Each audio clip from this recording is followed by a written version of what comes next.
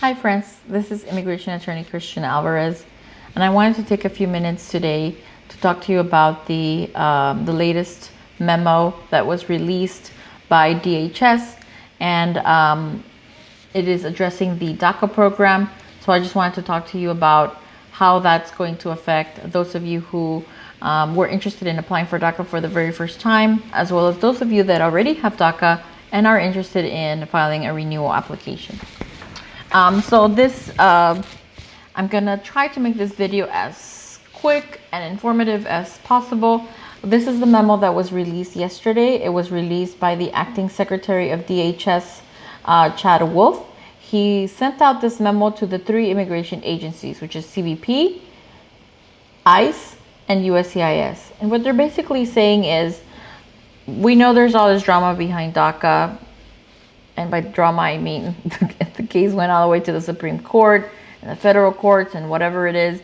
And what they're saying is, look, we understand that the Supreme Court said that the way the DACA program was terminated did not comply with the Administrative Procedures Act.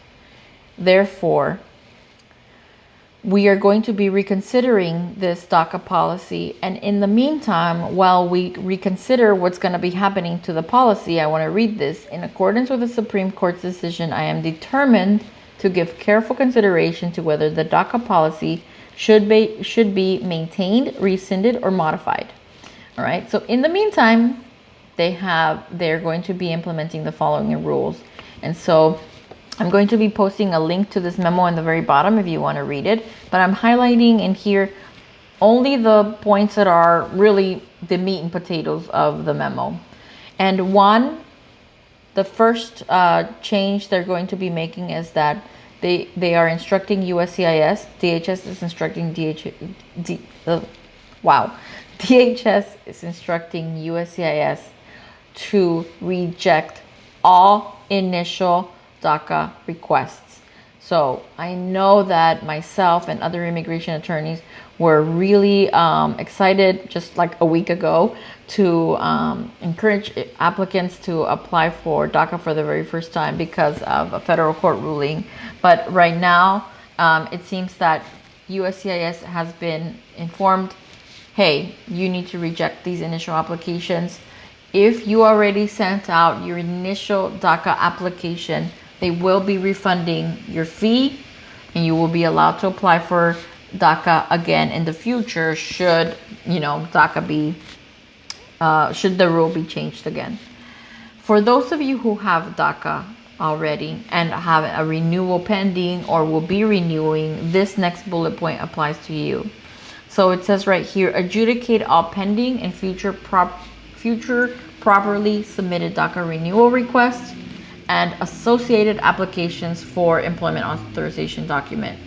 So what does adjudicate mean? Adjudicate means decide, right? Make a decision on all the pending and future DACA requests, renewal requests, as well as their EAD, the work permit, right? So those of you who have DACA or have DACA pending, a renewal pending, DHS is telling USCIS continue processing them, continue approving them, however, and issuing their work permit.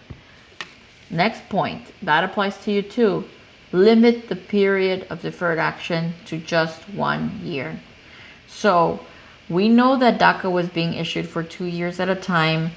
This next point, they're saying continue processing them, but they're only going to be made for 1 year at a time. Now, those of you who were given DACA in the past for the 2 years, that's okay. The remaining validity period is fine. So if you just got a DACA renewal for 2 years, you're in the clear. It's not going to be terminated. This next point really affects everyone who has DACA.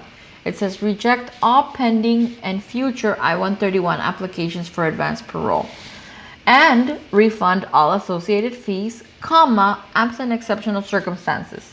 So basically this point is saying no more advanced parole.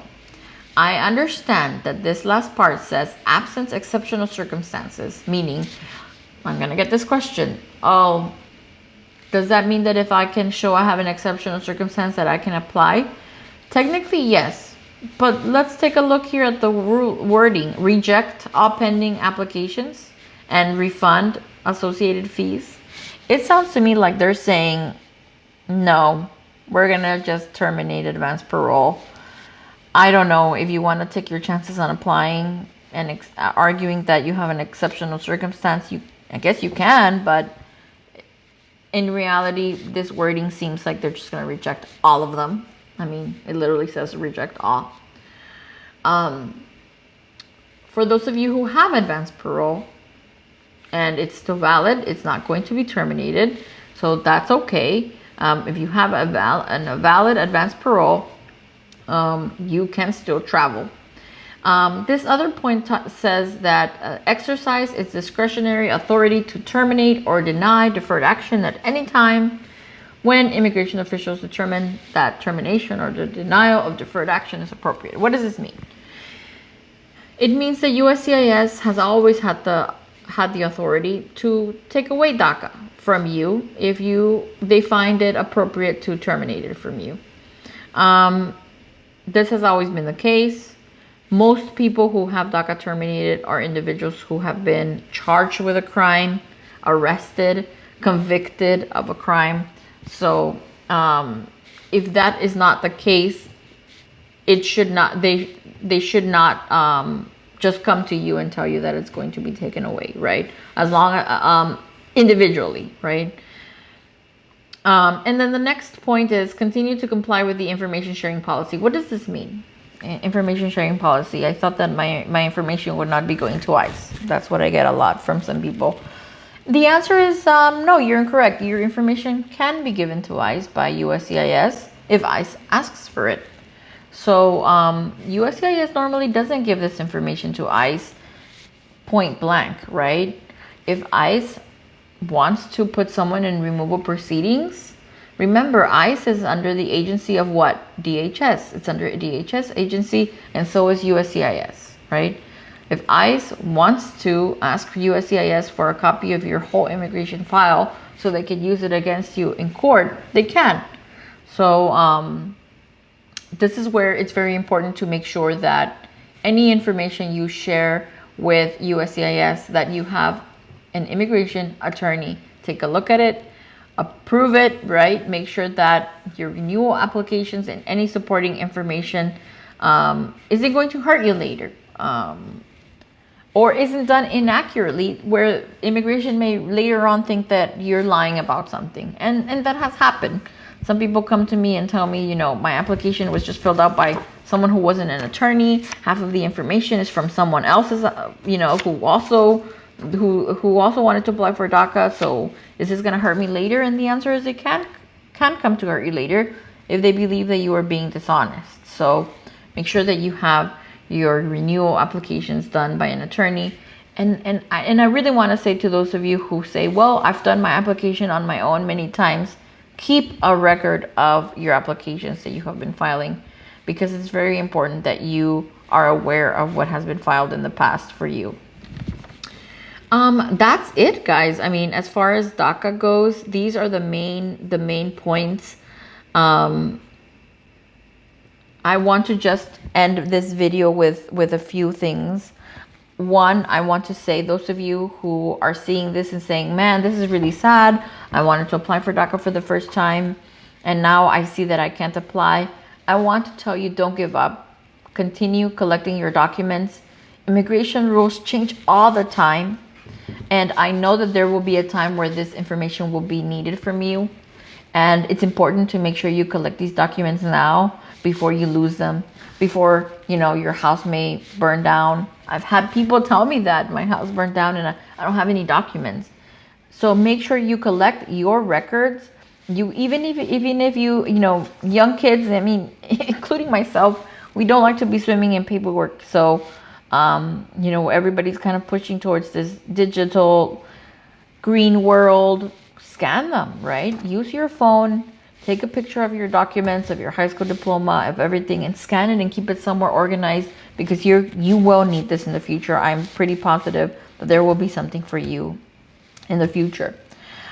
For those of you that already have DACA, continue renewing your applications. It doesn't matter if you're only going to get it for 1 year. Like I said, rules change all the time. This memo currently says 1 year. There may be something that changes next week, right?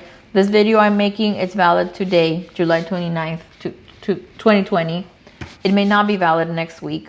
Just like the video I made last week about DACA, it's not valid now. So continue renewing your applications for DACA. Don't let it lapse if you already have it.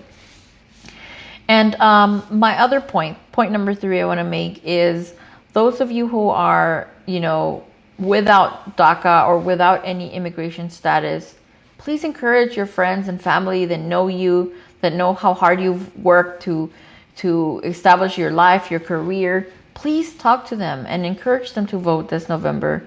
It's very important, for people to vote, for people's voices to be heard. This last election in 2016, the election, 5 states went to one candidate by a difference of 1% of the vote. So your vote is very important. Votes count. And I understand only U.S. citizens can vote, of course. So please have your U.S. citizens, friends and family, encourage them to vote. Tell them why DACA is important for you. Tell them why the DREAM Act is important for you. And there are individuals who are DACA recipients, who are teachers, nurses, doctors, even lawyers. I have some colleagues that I know are in DACA status, and they are helping people every day. And DACA affects not just individuals themselves, but their families, right? Their children, their parents, their spouses. So please encourage people to vote. The other point I want to make is whether you have DACA or you don't have DACA, try to speak to an immigration attorney to evaluate your case and see if there is anything that you can do or that you may qualify for under the law to apply for a green card. Some people, some young people were, their parents were petitioned by someone back in the 90s. And even if that application didn't go through, you may be grandfathered under a law that's called 245I. Some people may be married to U.S. citizens, and they may qualify for what is called the 601A provisional waiver, and you may be able to get your green card if you consular process. Some people may have been victims of crime or trafficking, and they don't have any status, but they do qualify for something. There are some young adults, young or even kids under 21 years of age. They may qualify for something called special immigrant juvenile status. So check with an immigration attorney. There may be something under the law that you qualify for. And if there is something under the law for which you qualify, you are entitled to apply for it. So even if you checked with an attorney 5 years ago and they told you there's nothing they can do now, continue checking periodically because laws change so often that there may be something for you. And if there is, please apply for it, right? Apply, because I've seen the difference between a U.S. citizen and someone afraid of being apprehended daily is just sometimes having called an attorney. Not all the time, right? A lot of DACA individuals, there's nothing else for them. The Congress has been very limited, or the rules have been immigration rules are very limited, and not everybody qualifies. I acknowledge that. I'm not trying to say that if you have DACA, it's because you haven't, reached out to an immigration attorney. What I am saying is there may be some of you that have never reached out to an immigration attorney, and you may qualify for something. So please don't give up hope. Continue checking. If you're interested in my office, evaluating your case, I'm going to go ahead and put a link below, and my associate and I, we will be giving, will be available via Zoom. We can talk to you and maybe take a look at your case and see if there's something that is available for you. It doesn't have to be us. It could be any immigration attorney. Just make sure that you see someone that is, 1, an actual attorney, and 2, someone that works in immigration all the time. Don't go take your case to someone that handles immigration, bankruptcy, divorces, all sorts of law, because they may not know old immigration laws, current immigration laws, because they're working on so many things. So try to see someone that handles only immigration matters to evaluate your case. That's it. That's all I have for you guys today. Thank you for watching, and subscribe to our channel if you want some more updates. Take care. Bye-bye.